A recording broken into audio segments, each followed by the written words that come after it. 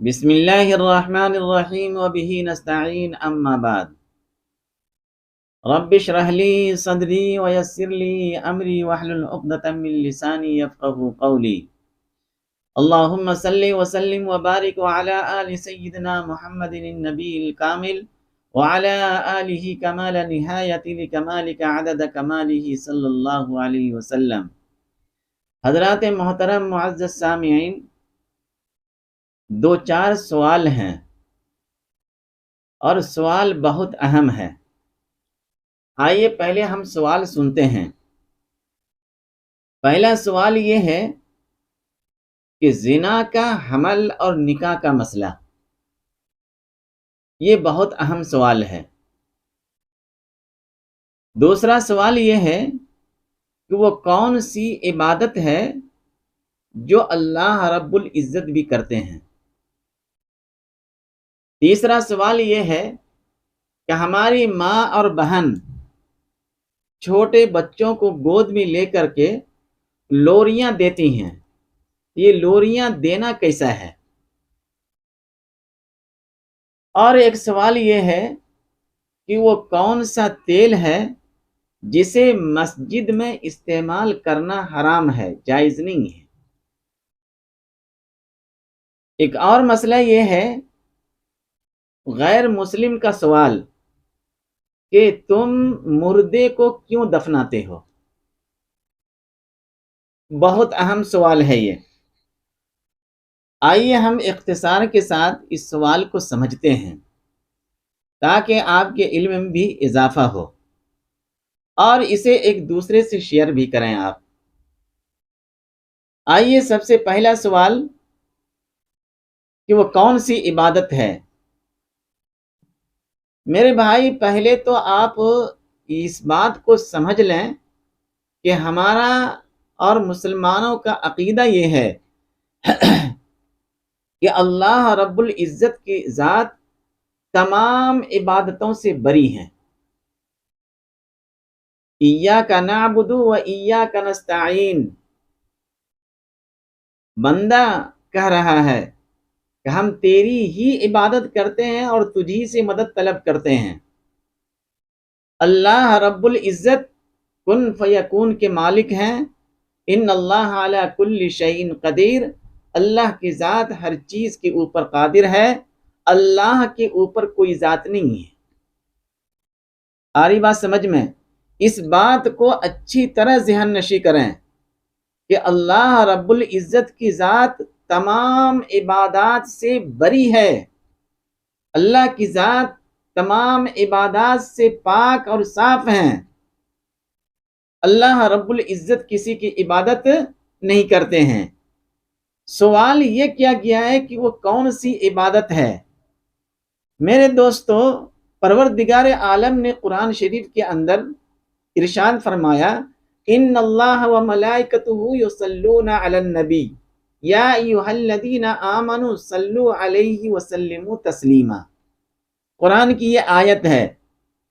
ان آیتوں کے اندر یہ بتایا گیا ہے کہ اللہ رب العزت اور فرشتے بھی سرکار دو عالم صلی اللہ علیہ وسلم کے اوپر درود بھیجتے ہیں۔ تو مسلمانوں کو بھی چاہیے کہ سرور کونین صلی اللہ علیہ وسلم کی ذات کے اوپر کثرت کے ساتھ درود و سلام بھیجے۔ درود شریف پڑھنا یہ بھی ایک عبادت ہے۔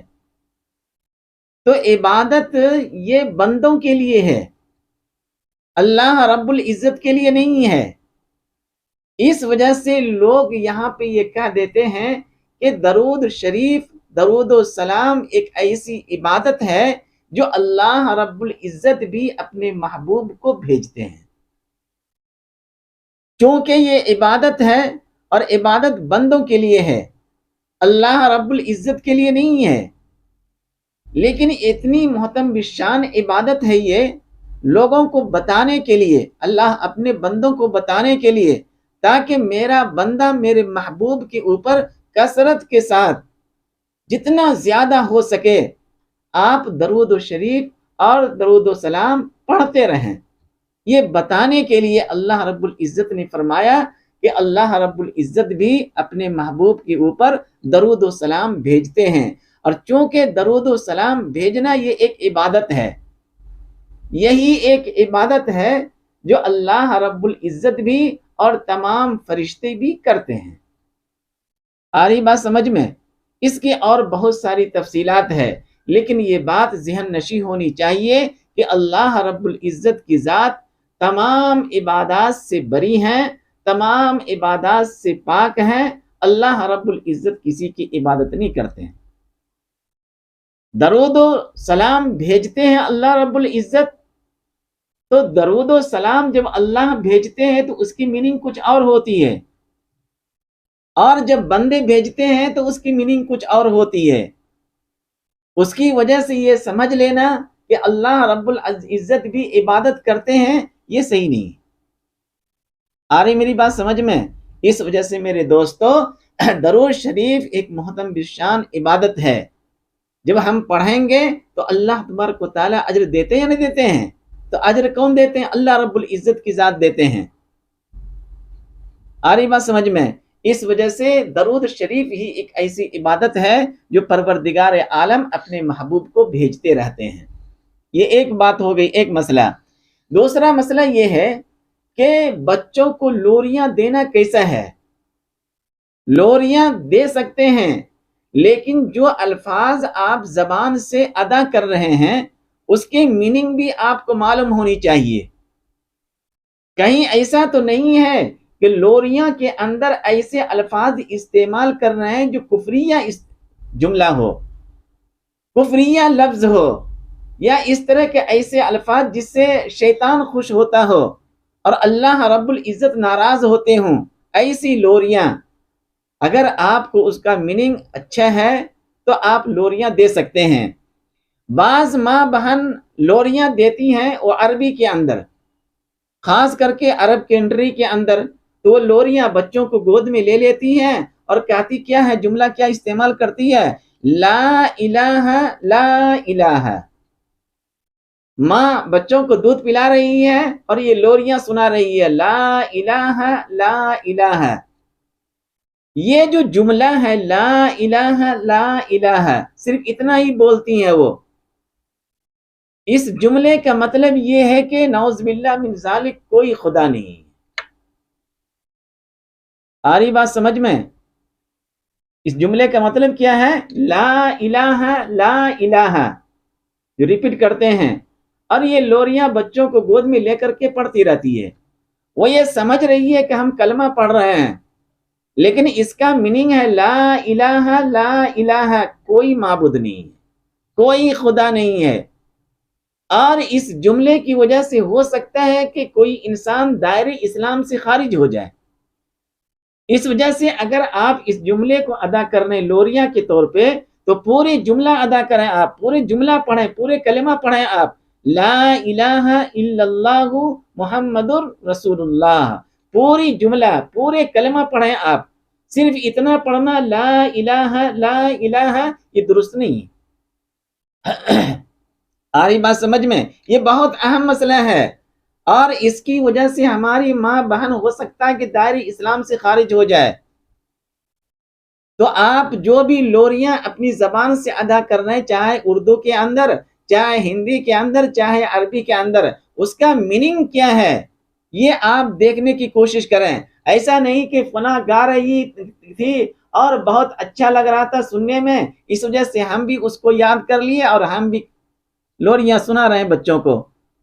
تو بچوں کو لوریاں سنا سکتے ہیں آپ، لیکن الفاظ جو آپ ادا کر رہے ہیں اس کی میننگ تو ایسا تو نہیں ہے کہ کفر کے اندر پہنچ جا رہا ہے انسان، ایسا تو نہیں ہے کہ اس لوری کی وجہ سے شیطان خوش ہو رہا ہے، اللہ کے رسول صلی اللہ علیہ وسلم ناراض ہو رہے ہیں۔ جیسا کہ یہی جملہ لے لیجئے آپ، لا الہ لا الہ، جس کا مطلب یہ ہے کہ کوئی خدا نہیں ہے، جبکہ مسلمان مانتے ہیں نا کہ اللہ ایک ہے، اللہ کی سوا کوئی عبادت نہیں ہے، کوئی معبود نہیں ہے، اللہ کی سوا کوئی معبود نہیں ہے، بس اللہ ہی ہے۔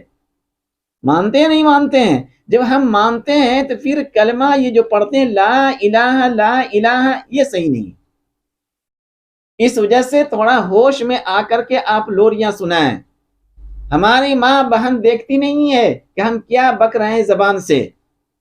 اس وجہ سے عربی کے اندر خاص کر کے یہ جملہ لا الہ لا الہ یہ صحیح نہیں ہے. آپ اگر لوریاں سنانا چاہتے ہیں کلمہ طیبہ کا تو آپ اس کو پڑھیں لا الہ الا اللہ محمد الرسول اللہ. آ رہی بات سمجھ میں؟ یہ دو مسئلے ہو گئے. تیسرا مسئلہ یہ ہے کہ وہ کون سا تیل ہے. میرے بھائی وہ تیل مٹی کا تیل ہے. مٹی کے تیل کے اندر بدبو ہوتی ہے.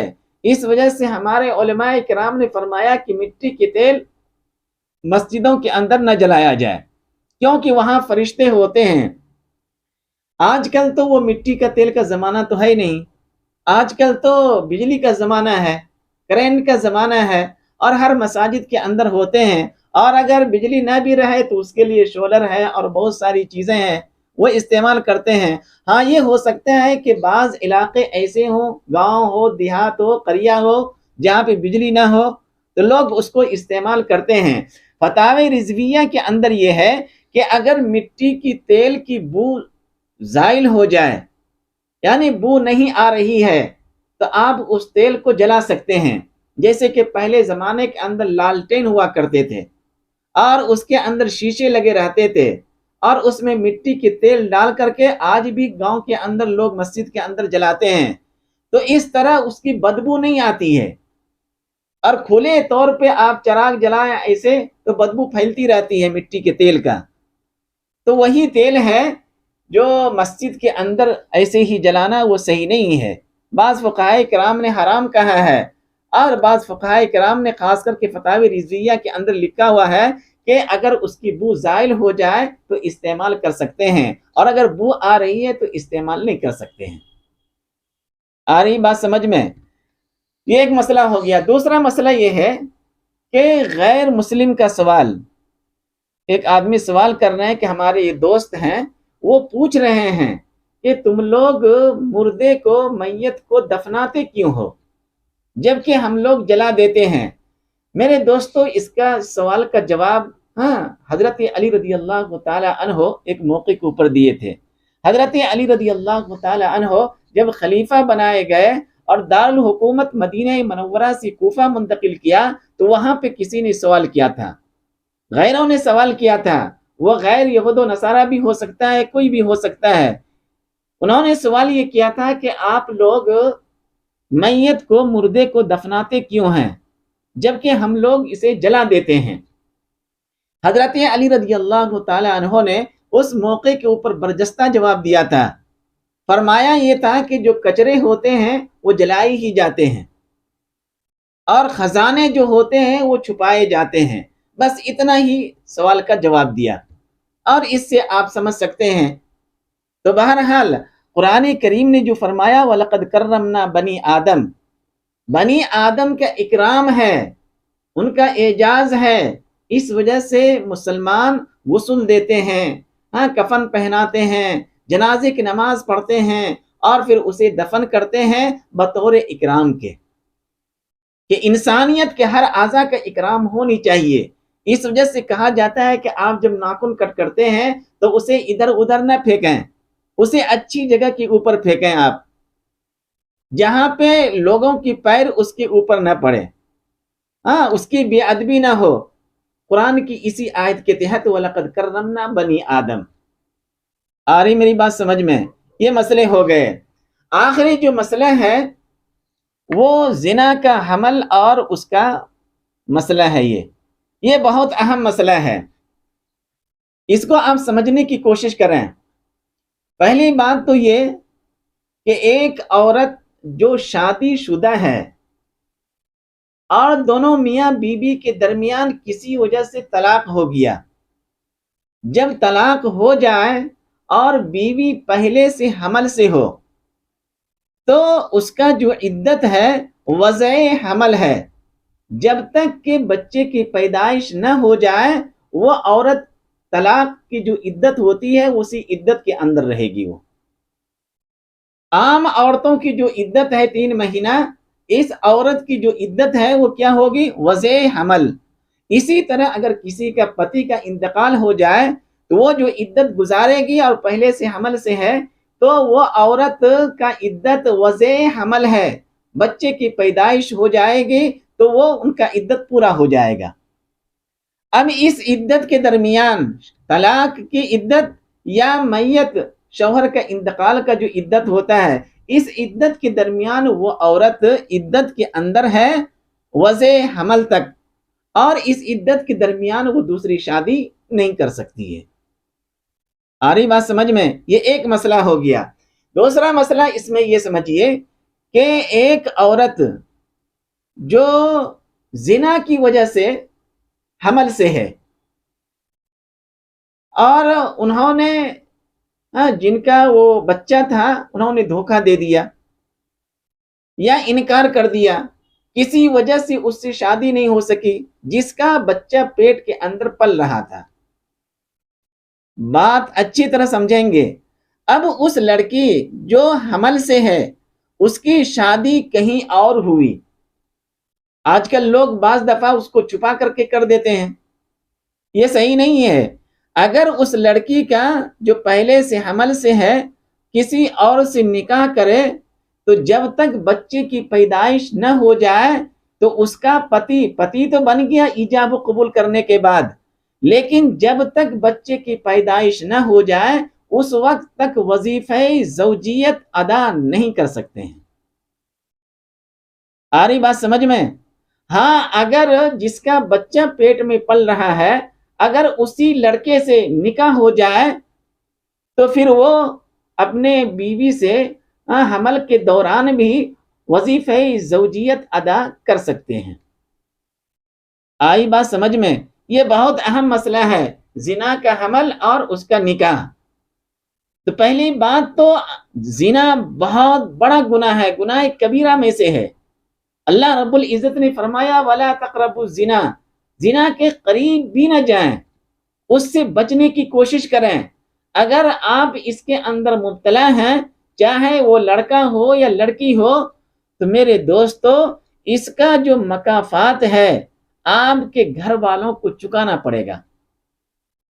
یعنی آپ کے گھر والے، چاہے گھر والے آپ کی بیوی ہو، چاہے گھر والے آپ کی بیٹی ہو، چاہے گھر والے آپ کی بہن ہو، یہ لوگ آپ کی اس گناہ کا بھگتان بھگتے گا۔ اس وجہ سے ایسی چیزوں سے دور رہیں اور اللہ تبارک و تعالیٰ سے توبہ و استغفار کریں۔ اگر کسی سے اس طرح کے گناہ ہو گئے ہیں تو وہ فوری توبہ کر لیں اور اللہ سے رو رو کر کی دعا کریں کہ اللہ تبارک و تعالیٰ اسے معاف کر دیں گے۔